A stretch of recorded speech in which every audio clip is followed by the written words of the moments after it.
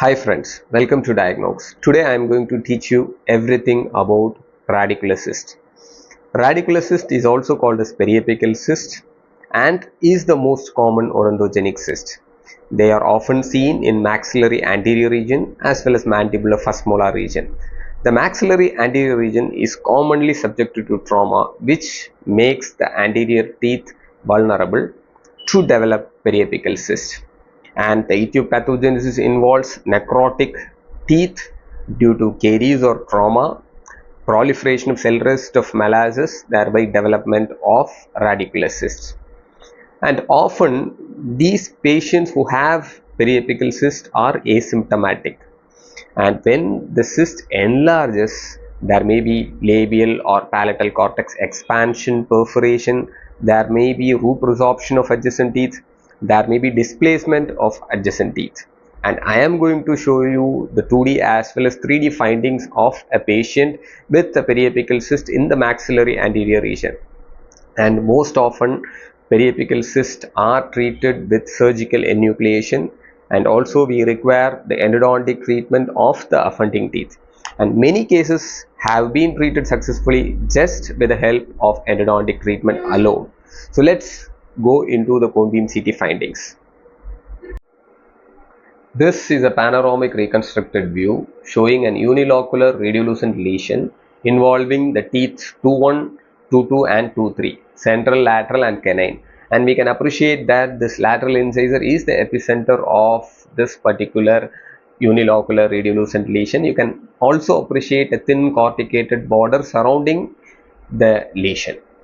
You can clearly observe that the lesion superiorly extends till the floor of left nasal cavity.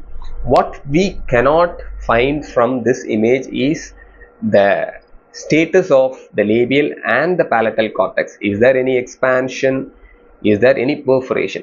And let's move on to the other CBCT slices to evaluate the integrity of labial as well as palatal cortex. And if you could clearly see, this is the central, this is the lateral and this is the canine. And if I am moving superiorly in the axial section, you can clearly appreciate an unilocular expansile lesion with a very thin labial cortex. You can see a perforated palatal cortex. And if I am going to measure this lesion measures more than 16 mm, that is definitely more than 1 centimeter, which radiologically suggests radicular cyst. And you can also see that the lesion medially involves the incisive canal. And I would move on to the coronal slice to look at the integrity of nasal floor. And if you could clearly see, the nasal floor integrity is lost. There is breach in the nasal floor.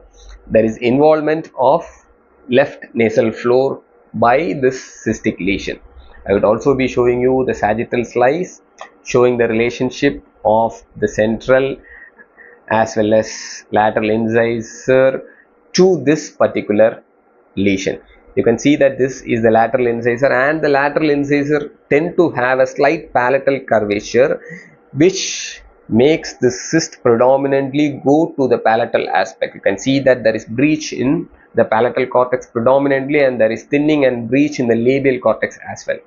So stay tuned to Diagnox to see many more interesting case discussion of this kind. If you haven't subscribed to our channel, kindly do subscribe to our YouTube channel. Thank you.